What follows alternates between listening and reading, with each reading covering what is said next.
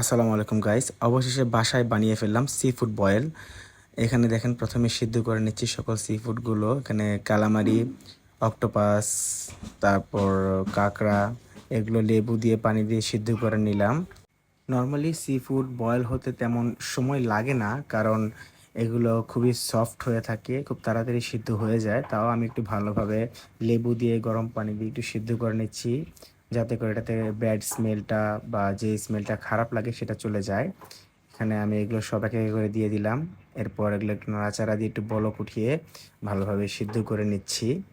পুরোপুরি কুক করব না, শুধু একটু সিদ্ধ করে নিচ্ছি যেন এটার গন্ধটা চলে যায়। এরপর আমি সুইট কর্ন সিদ্ধ করে নিলাম।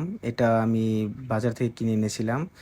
এখানে আছে মাসলস বা মিসেলস, আমি সঠিকটা বলতে পারছি না।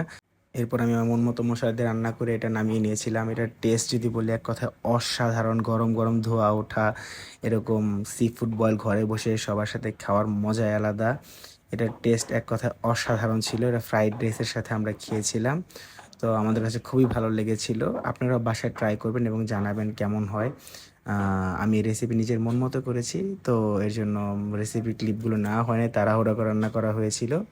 এরপর আমরা খাওয়া দাওয়া শুরু করলাম। এই দেখেন, আমার ছোট ভাই অক্টোপাস নিয়ে ভালোভাবে সস লাগিয়ে এটা মুখে দিচ্ছে। ওর কাছে নাকি ভীষণ মজা লেগেছে, আমার কাছে ভালো লেগেছে। এই দেখেন, আপনাদেরকে সাথে আপনারা খান।